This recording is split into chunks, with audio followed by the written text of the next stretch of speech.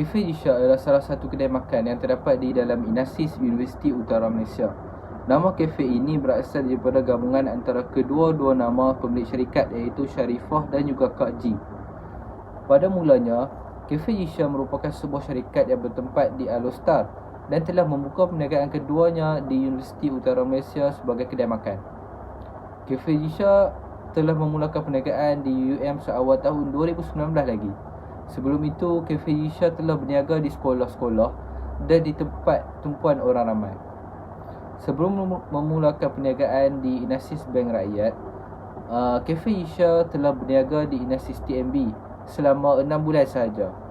Namun, Cafe Isha telah melepaskan tender dan lebih memilih Bank Rakyat sebagai tempat berniaga. Tambahan pula, ketika berniaga di Inasis TNB adalah ketika sewaktu pandemik sedang merebak dengan berleluasa. Hal ini menyebabkan Cafe Isha mengalami kerugian yang amat banyak. Cafe Isha merupakan kedai makan yang menyediakan makanan dan minuman yang berkonsepkan buffet. Menu makanan yang disediakan juga adalah menu-menu lokal yang sering ditemui di kedai makanan lain. Tambahan pula, kebanyakan menu makanan yang disediakan adalah makanan-makanan Melayu. Menurut pemilik syarikat Cafe Isha, menu yang laris adalah menu ayam bakar. Permintaan yang tinggi terhadap ayam bakar membuatkan Cafe Isha harus menyediakan ayam bakar dalam jumlah yang banyak pada setiap hari. Selain itu, Cafe Isha menyediakan nasi campur pada pukul 9 pagi hingga pukul 4 petang. Di sebelah malam pula, Cafe Isha akan menyediakan makanan panas yang mesti dipesan terlebih dahulu sebelum boleh dijamah. Menurut pemilik Cafe Isha, pada waktu malam pula, menu waffle pula akan menjadi best seller sehingga menyebabkan ramai orang beratur pada setiap malam. Menurut pemilik syarikat Cafe Isha, mereka bukan sahaja menyediakan makanan-makanan tengah hari dan juga makanan malam, tetapi mereka juga membuka peluang pekerjaan kepada syarikat-syarikat kecil untuk berniaga di kawasan kafe mereka, seperti perniagaan makanan western, burger dan juga makanan-makanan lain. Jadi selepas menumbul pemilik Cafe Isha, salah satu yang dialami oleh Cafe Isha ialah mengambil keputusan sama ada untuk menaikkan harga makanan atau mengekalkan harga makanan. Pemilik kafe tersebut juga mengatakan bahwa keadaan ekonomi sekarang yang telah menyebabkan harga barang mentah naik membuat pemilik kafe tersebut semakin sukar untuk membuat keputusan. Hal ini disebabkan oleh kerisauan pemilik kafe tersebut terhadap pelanggan yang kebanyakannya merupakan pelajar, sama ada di Inasis Bank Rakyat ataupun di Inasis lain. Jika beliau memutuskan untuk menaikkan harga makanan, beliau juga menyatakan kerisauan jika kenaikan harga makanan tersebut akan menyebabkan pelajar merasa terbeban. Pada masa yang sama juga, beliau menanggung kos penghantaran barang mentah yang semakin meningkat, dan mengambil kira juga apabila pihak kerajaan persekutuan telah menarik semula subsidi diesel, yang dimana kebanyakan subsidi tersebut digunakan oleh kenderaan seperti lori yang digunakan untuk menghantar barang mentah ke kafe tersebut. Melalui situasi ini, pemilik menyatakan kewajaran untuk menaikkan harga selepas mengambil kira kos yang akan ditanggung di hari-hari seterusnya. Namun pada masa yang sama, pemilik khawatir akan membebankan para pelajar. Assalamualaikum warahmatullahi wabarakatuh. Baiklah, seterusnya saya akan menerangkan mengenai pematuhan etika dalam perniagaan di Cafe Isha. Yang pertama dari aspek kebersihan, menurut majikan atau owner kepada Cafe Isha tersebut, yaitu Kak Ji, dia mengatakan bahwa dia telah menyediakan seramai 3 orang pekerja untuk membersihkan dan memastikan kawasan persekitaran kafe tersebut sentiasa bersih. Beliau juga menyediakan tugas-tugas khas pada setiap pekerjanya tersebut secara menyeluruh. Seterusnya dari aspek makanan pula, beliau sentiasa memastikan kebersihan makanan tersebut terjaga, dan beliau juga memastikan bahwa setiap hidangan yang disediakan adalah halal dan bersih terutamanya. Bukan sahaja dari aspek penyediaan, malahan dari aspek barangan yang diambil daripada orang luar juga beliau memastikan semuanya adalah barang-barang yang mematuhi syariah, seperti ayam yang disembelih dengan baik dan sebagainya. Seterusnya dari aspek kebajikan pula, beliau amat mementingkan kebajikan para pekerjanya dan juga para pelanggannya, yaitu student di UUM. Dari aspek kebajikan pekerjaannya, beliau sentiasa membayar gaji para pekerjanya on time. Bukan itu saja,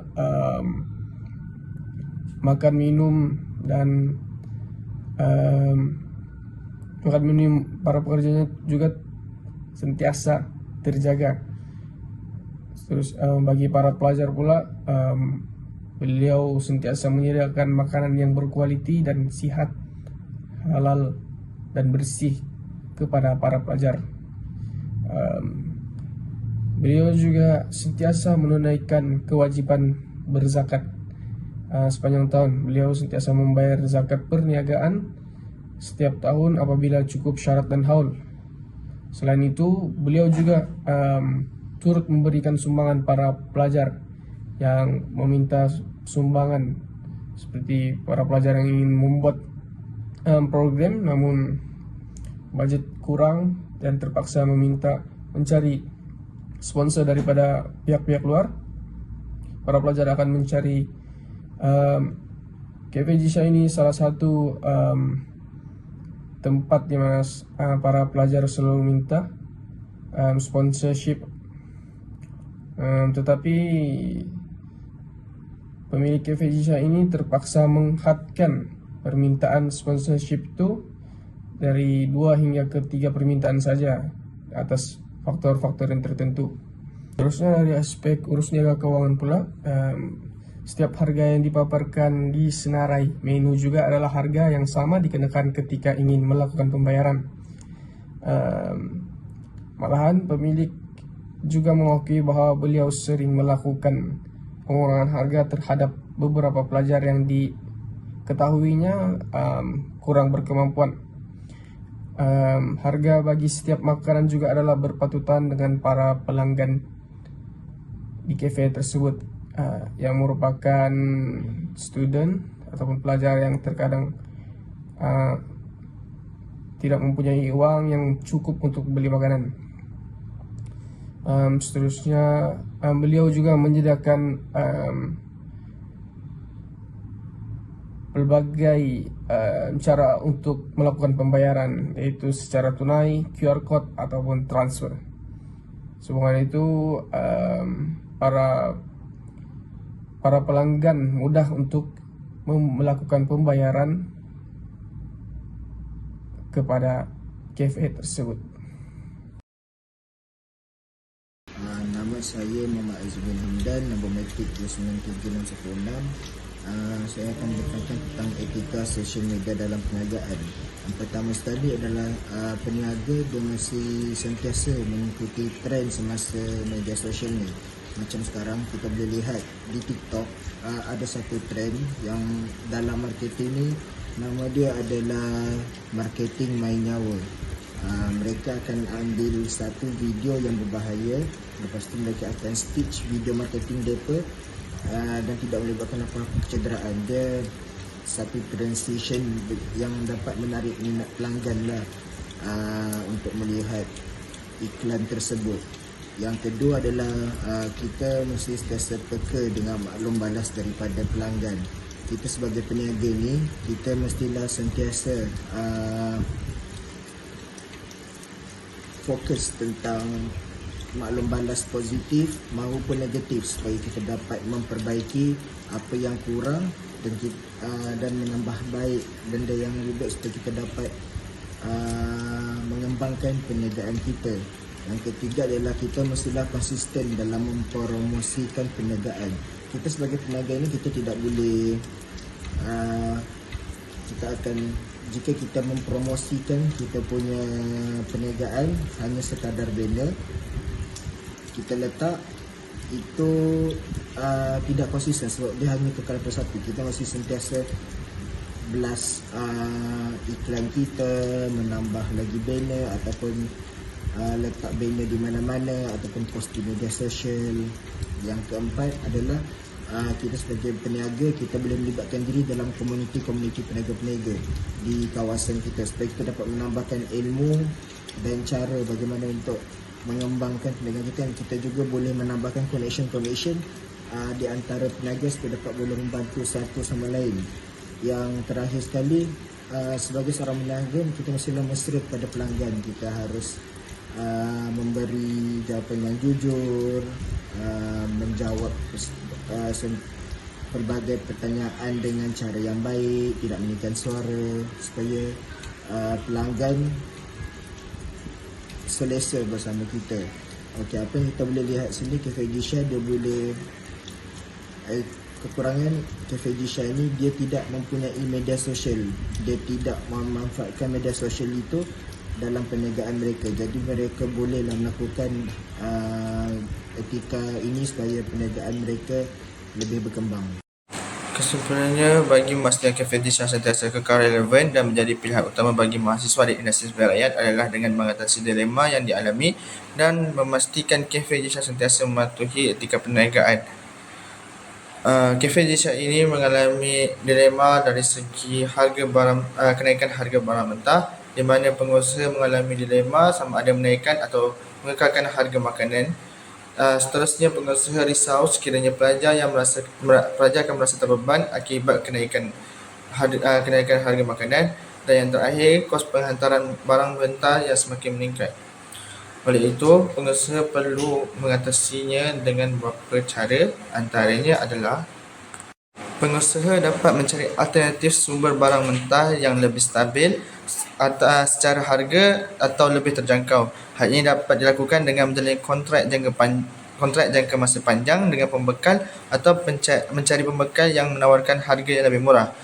Selain itu, mereka juga boleh berkomunikasi dengan pelanggan. Sangat penting untuk berkomunikasi secara terbuka dengan pelanggan tentang alasan berlakunya kenaikan harga makanan. Hal ini dapat memperlihatkan bahawa tiada sebarang penipuan yang berlaku dan dapat membantu mempertahankan hubungan baik dengan pelanggan. Bagi memastikan etika yang diterapkan sentiasa dilakukan adalah dengan menjaga kebersihan dan kebajikan. Antara langkah memastikan kebersihan yang dilakukan oleh Cafe Gisha adalah memastikan bahawa meja sentiasa dilap dan lantai sentiasa disapu dan mop sebelum dan selepas membuka kedai. Hal ini boleh ditambah baik dengan melakukannya lebih keras. Sebagai contoh, ketika waktu petang dan juga ketika kurang pelajar.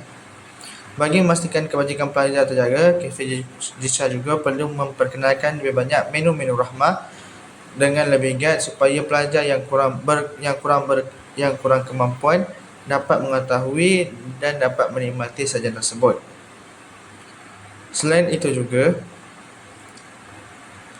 Cafe Gisha sentiasa mengupdate menu makanan mereka di dalam grup WhatsApp setiap blok di industri rakyat. Hal ini adalah tindakan yang sangat cemerlang kerana Cafe Gisha dapat membantu pelajar untuk merancang perbelanjaan mereka. Sekian, terima kasih.